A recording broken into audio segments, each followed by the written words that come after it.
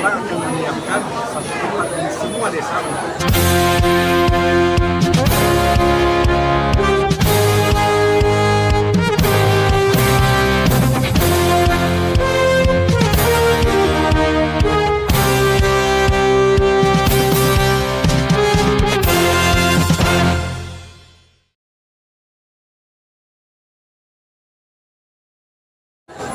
Dapat dijajal oleh anak muda sampai berselancar di dunia maya, mencari pengetahuan, mendapatkan ilmu, dan itu mudah-mudahan meningkatkan kemampuan itu merupakan sesuatu yang harus menjadi kawan.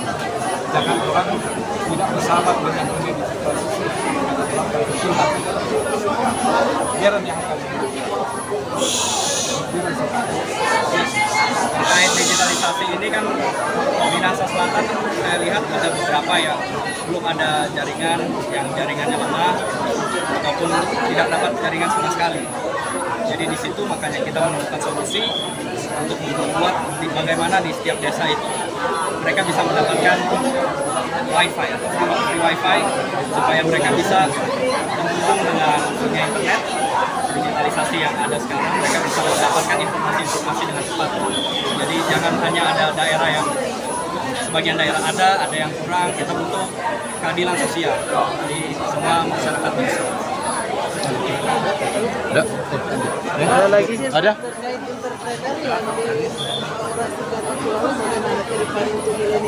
Ya. Jadi kita ingin bikin anak-anak muda khususnya di Minahasa Selatan untuk bisa berusaha mandiri. Artinya kita akan membuat pelatihan-pelatihan agar mereka bisa membuka usaha, memiliki skill dan bisa berusaha dan untuk memajukan UMKM itu sendiri. Pak, mungkin terakhir Pak, ini ada tadi disampaikan dalam orasi bahwa ada rencana pembangunan dari salah satu program dari AGK Deret terkait pembangunan sesuatu di pasar Tumpahan nanti untuk masyarakat Tumpahan. Boleh dibocorkan sedikit Pak? Kita ingin bahwa menghadapi era yang maju akan dikombinasikan atas pengembangan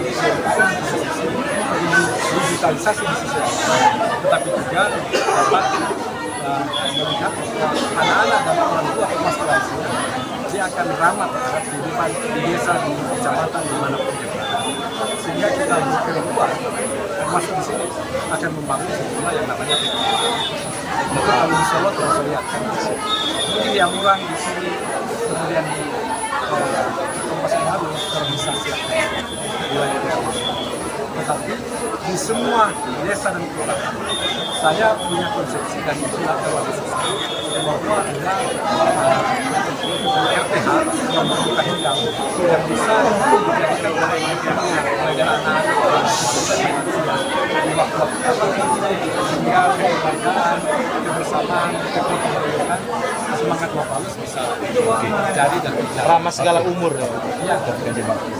Ayo, terakhir. Terakhir Pak, salah satu strategi dari AGK Deret untuk bidang olahraga. Di bidang olahraga khususnya sepak bola. Ya, dia akan menambahkan itu sport merupakan bagian dari kegiatan olahraga yang ada di negara. Itu juga ada di RPJMD yang sifatnya diatur oleh pemerintah pusat, provinsi sampai.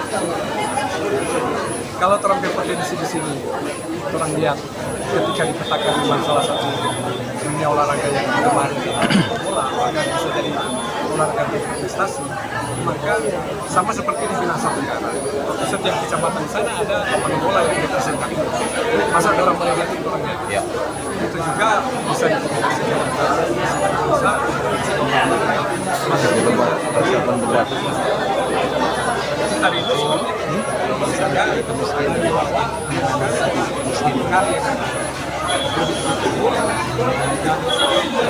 kali jenjang akan tersaring ke tingkat kecamatan, kabupaten, dan boleh jadi pemain basis. Oke, terima kasih Pak. Akhir-akhir ini Pak, dalam situasi sulit di Kabupaten Minahasa Selatan, situasi sulit ini, apakah ada strategi dan penanganan khusus untuk dalam menangani kemiskinan? Jadi membangun daerah kan tidak sekedar bicara, tidak sekedar janji, tetapi mesti lihat realitanya. Kita lihat di sini dari ambil 1T untuk APBD kita, PAD kita cuma 30-an miliar, artinya terlalu sedikit. Padahal sebenarnya sesuai ketentuan komposisi antara daudat bantuan dari pusat dengan PAD itu ada pada kisaran 46%. Itu belum terjadi. Di Manado dan di provinsi sudah terjadi, tapi di semua kabupaten kota belum termasuk. Kita berharap pendapatan kita akan kita tingkatkan. Tentu ketika pelayanan kita berikan kepada sumber-sumber ekonomi misalnya kepada UMKM.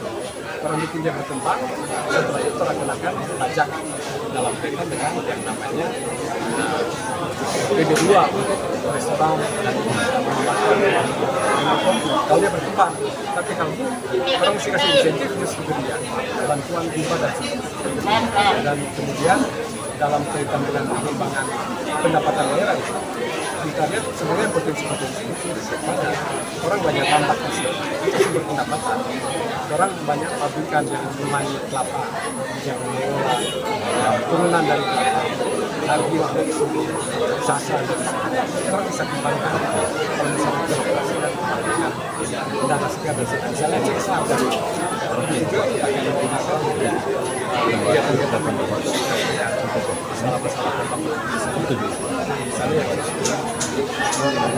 bisa lah masalah Terakhir Pak, untuk modern dalam sektor pariwisata dan budaya untuk pengembangan seperti apa kira-kira strategi ke depan? Untuk pariwisata tentunya kita juga akan melobi ya dari Kementerian Pariwisata juga dapat berinvestasi di Jakarta Selatan, khususnya juga di bawah sini yang ada Boulevard itu juga bisa kan kita kembangkan itu, karena itu kan di sana juga lautnya juga sangat bagus ya saya lihat.